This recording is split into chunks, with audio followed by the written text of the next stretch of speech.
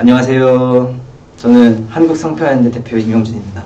오늘은 여기 있는 학생들과 함께 이 페미니즘 용어에 대해서 강의를 한번 드려볼까 합니다. 왜냐하면은 이 페미니즘 용어라는 거는 사실 젊은 사람들 사이에서, 어르신들은 잘 모르지만 젊은 사람들 사이에서는 굉장히 이 용어 하나 때문에 남자랑 여자애들이 싸우기도 하고, 그리고 잘 사귀고 있던 여자친구랑 또 헤어지기도 하고, 친구들이랑 싸우기도 하고, 그 모든 갈등의 시발점이 되는 이 용어들, 이 페미니즘 용어들, 이거를 우리가 어떻게 이해하고 있으면 되나. 길지만 그래도 다 들으면은 이거를 우리가 어떻게 이해하면 되겠구나 라는 그것을 확실하게 제가 박아드리기 위해서 오늘 이 강의를 준비를 해봤습니다. 자 먼저 첫 번째 성착취, 그리고 반성착취. 반성하다의 반이 아니라 반이죠. 반대한다. 네, 반대한다의 반성착취. 그리고 성폭력, 디지털 성범죄, 피해자 중심주의, 2차 가해, 이렇게 있습니다. 여기 있는 학생들이 지금 제 앞에 2명이 계신데, 여기 2분 중에서 이 단어들에 대해서 하나라도 난 대충이라도 좀 설명할 수 있다 하시는 분 계신가요? 네. 네, 음성은 모자이크합니다. 음성은 변조합니다. 2차 가해. 2차 가해. 네. 좋습니다. 2차 가해가 뭐죠?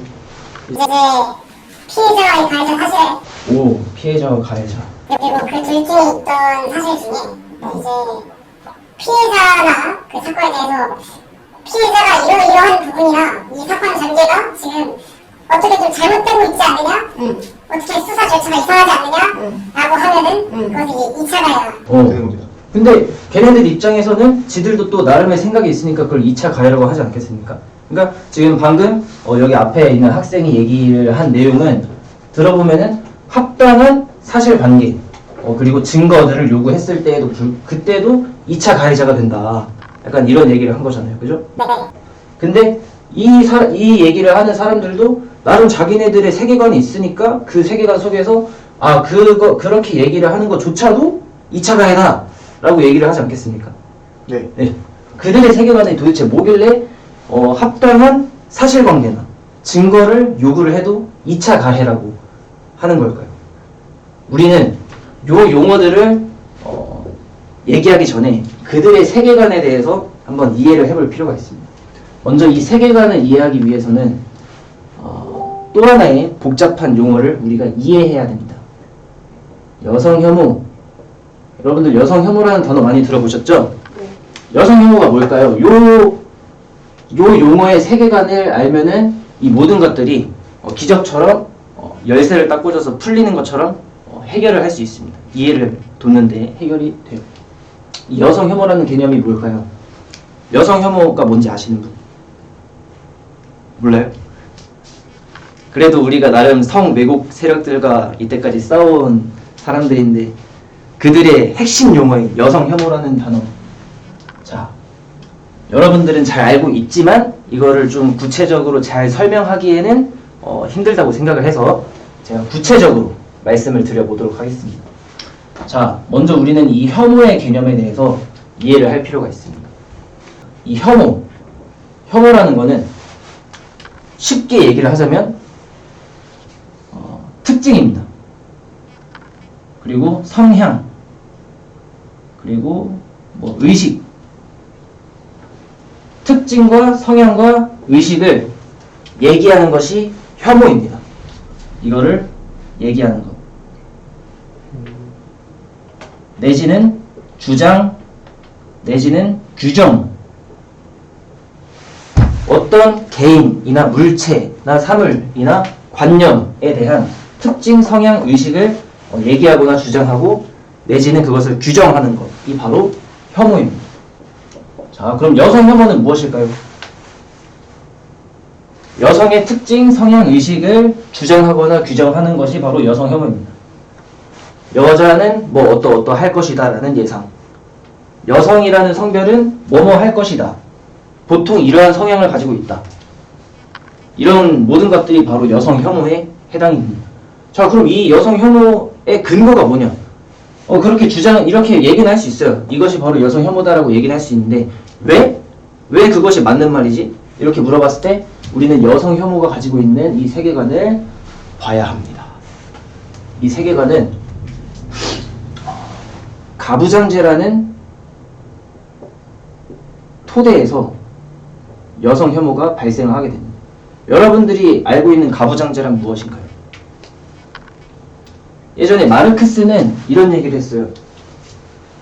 이 사회를 바라볼 때, 이 사회에서 이제 통용이 되고 있는 의식이나 제도, 그 집단이 가지고 있는 관념, 이런 것들을 그냥 그 자체로 봐서는 안 된다. 그 사회를 구성하고 있는 의식, 관념, 그리고 이런 걸 넘어서서 이제 요것들이 발현이 되면은 제도가 되겠죠. 요거를 있는 그 자체로 봐서는 안 된다.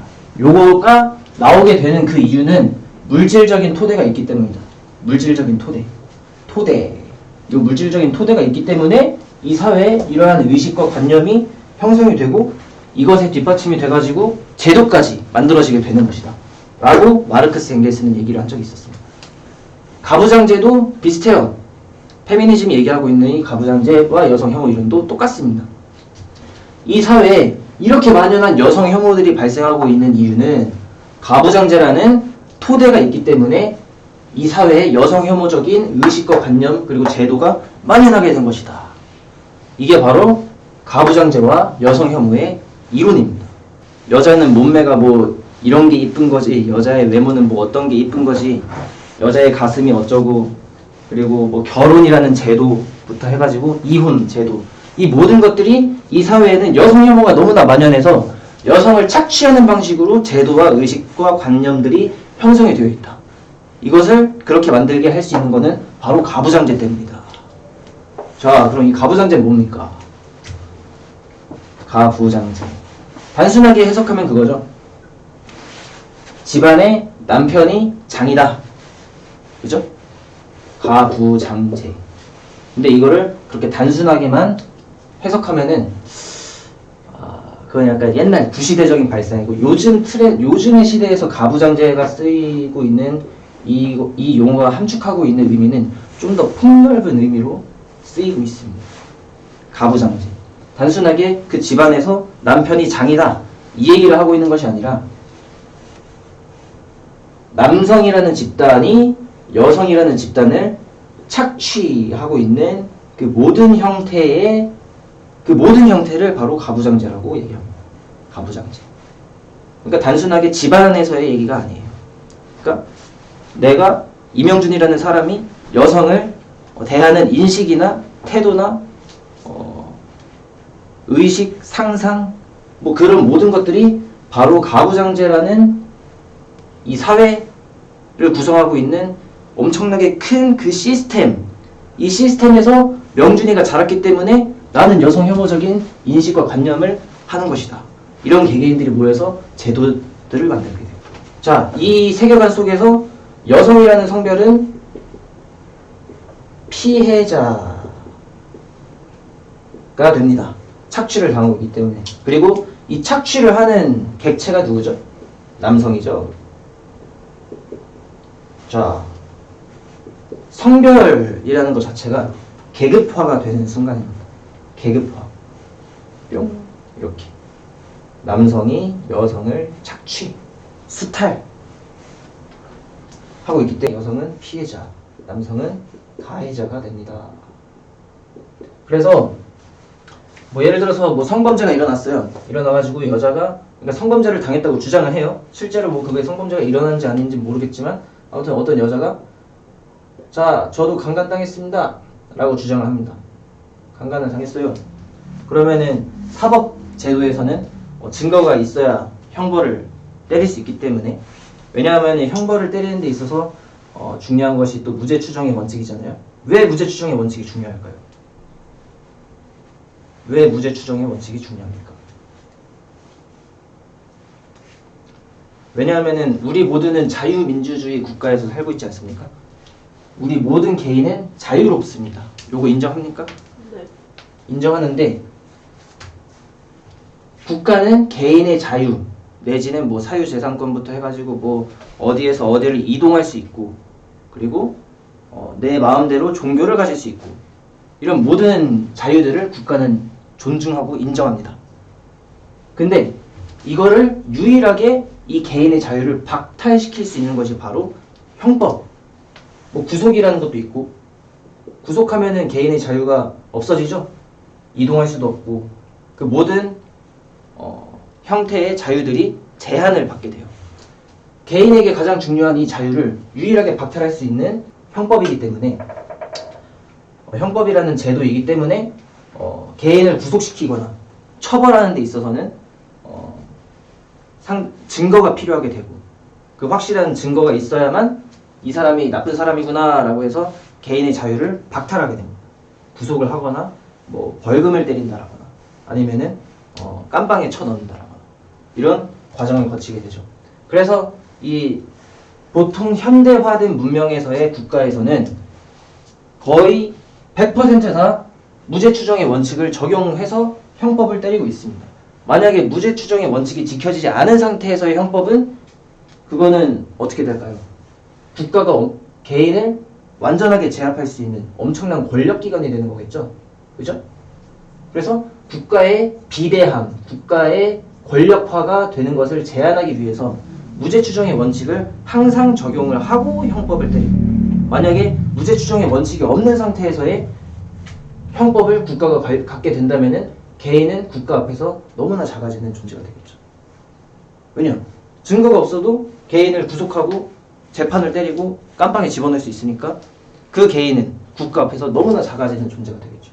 이런 것을 방지하기 위해서라도 무죄 추정의 원칙은 항상 중요하게 특히 현대 문명화된 국가에서는 100%의 확률로 무죄 추정의 원칙을 적용하고 있습니다. 그런데 아무튼 여자가 강간을 당했다라고 주장을 하면은 증거가 있어야겠죠. 그런데 방금 여기 학생분께서 얘기를 한 이런 사실관계에 대해서 따져 묻는 것 자체도 2차 가해다라고 주장한다. 그런데 이거는 보통 사람들의 생각에 의해서는 2차 가해라는 표현이 부적절해 보일 수 있어도 실제로 가부장제와 여성 혐오 이 세계관을 가지고 있는 사람 입장에서는 그것은 2차 가해가 맞습니다. 왜냐? 성별 자체가 계급이라고 하지 않았습니까? 여성이라는 성별은 어떤 계급을 가지고 있죠? 피해자.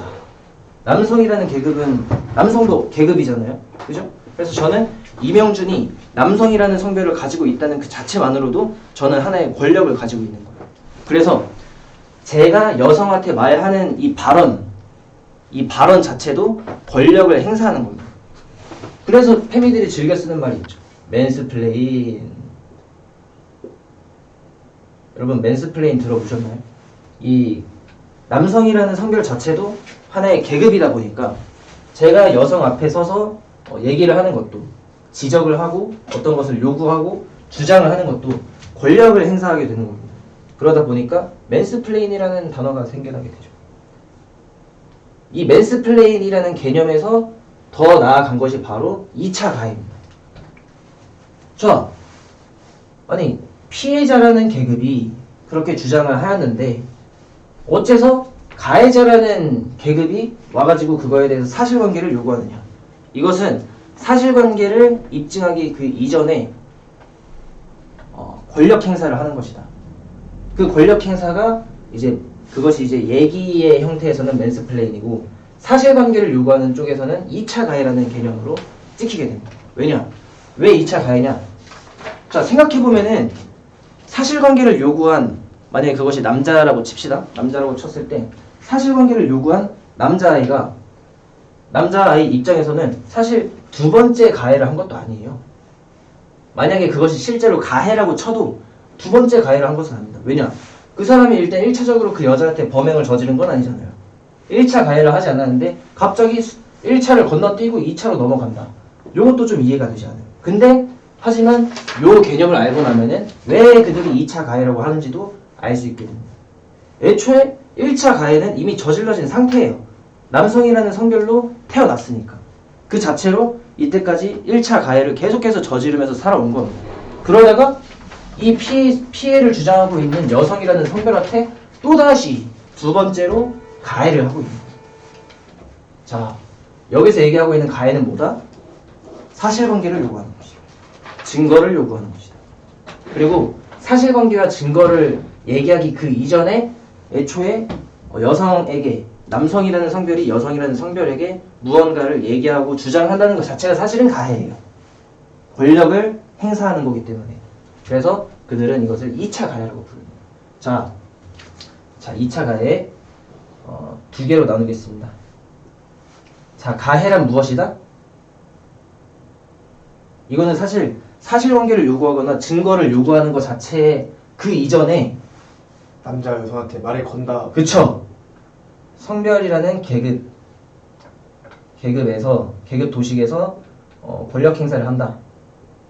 요거 자체가 사실은 가해예요. 그래서 그 자체가 가해인데, 그러니까 그 가해의 형태가 사실 요구인 것뿐인 거죠. 진짜 가해는 성별이라는 권력을 행사하는 것, 그 자체가 가해이고, 그 가해의 형태가 2차 가해에서는 사실관계를 요구하는 것. 이렇게 된 것이다. 가해. 자, 가해에 대해서 짚어봤습니다. 자, 두 번째 2차. 왜 2차냐? 말씀드렸다시피 남성이라는 성별 자체가 이미 1차적인 가해입니다. 그리고 그 다음에 사실관계를 요구하였기 때문에 두 번째가 되는 겁니다. 이 사람은 실제로 그 피해를 주장하고 있는 여성에게 어떠한 것도 하지 않았지만 바로 2차로 건너뛸 수 있는 이유는 성별이라는 계급이 가해에 적용이 되기 때문에 2차 가해입니다. 자, 좀 설명이 되셨나요? 왜 그들이 사실관계를 요구하는 것만으로도 2차 가해라고 하는지 보통의 사람들은 이해가 잘 되지 않지만 그들의 세계관 속에서는 진짜로 2차 가해가 맞습니다. 성착취는 여기서 얘기를 했던 이 가부장제 구조 속에서 여성들이 매일매일 피해를 당하고 억압을 받고 착취를 당하고 있는 그 모든 형태를 성착취라고 표현을 하게 됩니다.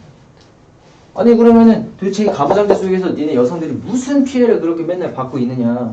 자, 이 피해는 일단 성적 대상화,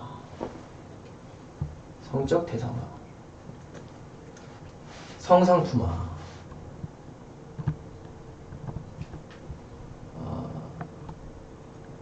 그리고 성폭력,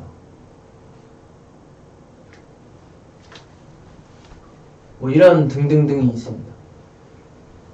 자, 성적 대상화. 이 성적 대상화 여성들이 매일매일 당하고 있는 것이죠. 네.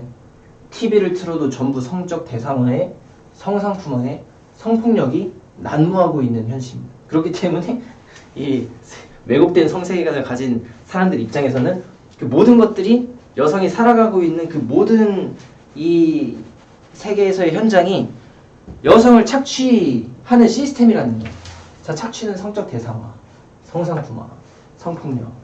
자, 성적 대상화는 뭐다? 여성을 여성으로 인식하는 것. 여성을 여성으로 인식하는 것. 이게 뭔 개소리냐? 아니 그럼 여자를 여자로 보지 여자를 여자로 보는 게 무슨 성적 대상화냐? 이런 생각을 하실 분들이 많아요. 근데 이거는 여기 세계관을 또 잘 모르는 얘기입니다. 여성을 여성으로 인식한다는 게 얼마나 끔찍한 얘기인지. 여성을 사람으로 봐야 된다. 네, 그들은 이렇게 표현을 해요. 여성을 사람으로 봐야지 왜 여성으로 보냐? 그럼 우리는 여기서 갑자기 궁금해진다. 그럼 우리가 알고 있던 여성이라는 개념은 뭐지? 자, 우리가 생각하고 있는 뭐 여성의 뭐 이미지가 뭐 대충 이렇게 있습니다. 뭐 한번 적어볼까요? 뭐 귀여울 것이다, 예쁠 것이다, 뭐 몸매가 어떨 것이다, 그리고 보통 주부를 많이 할 것이다, 가정적일 것이다, 그리고 모성애가 있을 것이다, 공감 능력이 뛰어나다, 그리고 뭐 이런 등등. 우리가 뭐 여성을 떠올렸을 때 드는 생각들 있죠. 우리가 상상할 수 있는 이 생각들. 요게 바로 여성성이다. 여성성. 우리가 여성이라는 성별을 볼 때 이 여성성을 떠올리는 것. 여자를 우리가 보통 사회적으로 통용되는 이 여성이라는 이미지. 그렇게 바라보는 것이 바로 성적 대상화다. 요거 굉장히 중요한 겁니다. 요거 굉장히 중요한 거예요. 그래서 진정한 성평등한 세상에서는 성적 대상화가 이루어지지 않는 성평등한 세상에서는 여성을 우리가 보통 사회적으로 통용되고 있는 이 사회적으로 통용이 왜 이런 이미지가 사회적으로 통용되겠습니까? 이것도 가부장제 사회 때문에 이런 사회적으로 통용되는 이런 인식들이 모이게 된 거예요. 이것도 가부장제 때문에. 이 여성성이 만들어지게 되는 것도 다 가부장제 때문에. 이 여성성이 만들어지게 됩니다. 그래서 이 가부장제 따위가 없으면은 이런 여성성 자체가 없어요. 이런 성평등한 세상에서는 여성 하면 떠오르는 뭐 귀여울 것이다, 공감 능력이 뛰어날 것이다, 모성애가 있을 것이고 아이들을 좋아할 것 같고 막 귀여운 거 좋아하고 막 아기자기하고 뭐 다이어리 꾸미는 걸 좋아할 것이다. 이런 예상, 인식들이 없어요. 그런 진정한 성평등한 세상에서는 없어 그런 게. 그리고 반대로 남성성도 없어지게 됩니다. 남성성 뭐 하면은 뭐 힘이 셀 것 같다, 뭐 근육이 있을 것 같다, 뭐 제복이 잘 어울릴 것 같다, 뭐 공감 능력이 좀 떨어진다, 뭐 이런 남성을 떠올렸을 때 드는 이 생각, 의식, 남성성 요것도 없어집니다. 그래서 남성과 여성은 성기만 다를 뿐 거의 비슷한 경향성을 가지게 되고 비슷한 의식을 공유한다. 그래서 여성을 진정한 성평등한 세상에서는 여성을 이렇게 보는 게 아니라 그냥 아무렇지 않게 무색을 띤 느낌으로 그 사람을 인식하게 된다. 그것이 진정한 성평등한 세상이다. 근데 지금은 성평등하지 않고 성차별이 난무하고 여성 혐오가 난무하고 있기 때문에 이런 여성성과 남성성이 구분이 되어지게 되는 것이다. 이 구분 자체가 사실은 성차별적인 것이다. 구분 자체에서 벌써 여성 혐오가 이루어지고 있는 것이다. 이게 성적 대상화입니다. 그래서 예전에 실제로 은하선 작가가 그런 얘기를 한 적이 있어요. 남성과 여성을 구분하는 것이 바로 성차별이다. 네. 실제로 은하선 작가가 그런 얘기를 한 적이 있습니다. 그래서 이 성적 대상화. 성상품화는 뭐냐? 이 성상품화는 뭘까요? 여러분들 성상품화 얘기 많이 들어보셨죠? 네. 자, 이 성상품화는 뭐냐? 성적 대상화는 여성을 여성으로 인식하는 게 성적 대상화라고 했죠. 성상품화는 여성성이 자본이 되는 것이 성상품화입니다. 우리가 앞서 말했던 귀여울 것 같고 예쁠 것 같고 뭐 모성애가 있을 것 같고 공감 능력이 뛰어날 것 같고 하는 뭐 가정적일 것 같고 하는 그러한 여성성, 우리가 여성을 바라볼 때 드는 이런 인식들, 이 인식이 자본화가 되면은 그것이 성상품화입니다. 막 보통은 뭐 페미들이 많이 그런 얘기를 하더라고요. 여자 아이돌이 남자들이 좋아할 만한 옷을 입고 나와서 돈벌이를 한다. 이거는 이제 성상품화다. 근데 그것 자체도 여성성인 거예요. 여성성을 자본화하면 그것이 성상품화가 됩니다. 그래서 지금은 이제 페미들이 뭐 여자 아이돌을 주로 태클을 많이 거는데 사실은 성상품화의 연장선에는 굉장히 다양한 것들이 있습니다. 굳이 여아 아이돌 이것뿐만이 아니라 여아 아이돌 아니면 레이싱거를 주로 많이 이렇게 까던데 사실은 성상품화의 연장선에서는 요거뿐만 아니라 굉장히 많습니다. 또 페미들이 그런 것도 많이 하더라고요. 이 성상품화를 탈피하기 위해서 어떤 운동을 하느냐, 자기 집안에 있는 화장품들을 갖고 와가지고 이거를 망치로 부십니다. 왜? 성상품화, 여성 혐오를 조장하고 있는 이 화장품, 여성성을 만들어내게 하는 그 화장품, 이것들을 집안에 모아갖고 와가지고 전부 박살을 낸 다음에 망치로 부신 다음에 이거를 인증샷을 찍고 올립니다. 왜? 성상품화를 탈피하기 위해서. 이 가부장적인 사회 속에 만연한 이 성상품화, 여성을 착취하는 성상품화를 깨부시기 위해서 화장품들을 모아서 부셔버리기도 하고 그래요. 그래서 이 성상품화의 연장선에는 화장품 가게, 이런 것들도 아마 그 성상품화를 더욱더 견고하게 만들어내는 것들 중에 하나겠죠. 성상품화. 그리고 또 뭐가 있을까요? 여자 옷을 파는 브랜드? 그런 것도 되겠네요. 보통 여자 옷이라고 하면 치마도 있고 이 배꼽티 뭐라 그러죠? 크롭티. 그런 것도 있고 여성성을 조장하는 보통 이제 남자 옷과 여자 옷 하면 대충 떠올리는 게 다르잖아요. 이런 여성적인 옷을 하는데도 어떻게 보면 성상품화를 계속해서 조장하고 있는 거겠죠? 여성 혐오를 계속해서 재생산해내고 있는 거겠죠. 그리고 성폭력. 뭐 아까 말했다시피 뭐 초상권 침해부터 해가지고 여성이 불쾌할 수 있는 이 모든 형태의 언행과 행동, 그 모든 여성이 불쾌할 수 있는 모든 형태의 언행과 행위들이 전부 성폭력. 그러면은 이 세계관대로라면은 여자들은 진짜 살아가면서 어마어마한 여성 혐오 속에서 살아가고 있는 게 맞아요. 이 세계관대로라면은. 그쵸? 지나가면은 도시를 이렇게 걷다 보면은 편의점 개수만큼 화장품 가게들이 즐비하고, 백화점에 가면은 남자 옷보다 여자 옷이 더 많이 진열돼 있고. 왜? 그 사라고. 너네들도 이 여성성을 계속해서 재생산해내고 있는 이 사회 구조적인 거에 돈을 소비하라고, 더 많이 소비하라고 막 1층, 2층 이런 데는 전부 다 여자 옷 많이 팔죠. 남자 옷은 많이 안 팔고. 왜? 여자들을 더욱더 여자로 만들어내기 위해서. 이게 전부 여성 혐오적인 구조 속에서 살아가고 있는 겁니다. 매일매일 여성 혐오를 지금 이 순간에도 당하고 있는 거예요. 그렇기 때문에 이것을 타파해야 된다. 이 가부장제와 여성 혐오를 타파해야 된다. 이 타파하는 게 뭐다? 성적 대상화 없어지고, 성상품 없어지고, 성폭력이 없어지는 이런 성평등한 세상. 이것이 바로 이들이 얘기하고 있는 진정한 성평등한 세상입니다. 이런 것들이 전부 없어졌을 때 진정한 성평등한 세상이 온다. 근데 여러분들이 생각하기에는 이런 성평등한 세상이 실현 가능해 보이나요?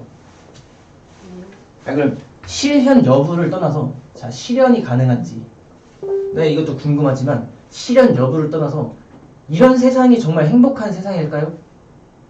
만약에 된다고 하면은, 만약에 그것이 된다고 하면은 그것이 정말 행복한 세상일까요? 나 이 두 가지가 궁금해요, 저는. 여러분들은 어떻게 생각하십니까?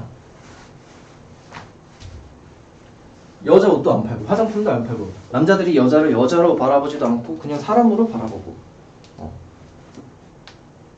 여성이라는 그 인식 자체가 없어집니다. 저는 매우 불행한 세상이 될 것 같아요. 매우 불행한 세상이 될 것 같다. 물론 실현이 될지 안 될지도 모르겠지만 저는 안 된다고 보는데, 실현이 된다 할지라도 그렇게 만들어진 세상은 정말 불행한 세상일 것이다. 자, 여성이라는 인식 자체가 없어집니다. 반대로 남성이라는 인식 자체가 없어지겠죠. 그렇기 때문에 굉장히 매력 없는 세상, 성별의 구분 자체가 없어지기 때문에 매력이 없는 세상. 물론 뭐 번식하기도 힘들겠지만 매력이 없고 오히려 불화가 심해질 것입니다. 왜? 남자와 여자는 차이가 있는 거는 팩트가 없거든요. 다르긴 달라요. 똑같지 않습니다. 성별이 다른 건 팩트가 맞아요. 다른데도 불구하고 이런 인식이 없다. 그러면은 오히려 그 갭 사이에서 일어나는 불화가 더 심화가 될 것이다. 애초에 존재하지도 않겠지만. 그래서 매력 없고 색깔 없고 냄새 안 나는 시체, 산송장이 되는 세상이 될 것이다. 있으나 마나한, 저는 그렇게 생각을 하고 있습니다. 그래서 여성이 살아가면서 겪을 수 있는 불편함, 불행함을 감수하라는 게 아니에요. 감수하라는 게 아니라 그것을 서로 성별이 다른 것을 인정하고 서로에 대해서 서로의 존재를, 서로의 다름을 존중할 때 여성이 살아가면서 겪을 수 있는 그 불편함, 불행을 감수하라는 게 아니라 그것을 포용하자. 서로의 다름을 인정했을 때 진정으로 포용할 수 있게 된다. 저는 그렇게 생각합니다. 그래서 저는 그것을 할 수 있는 것이 바로 저는 성평화라고 봐요.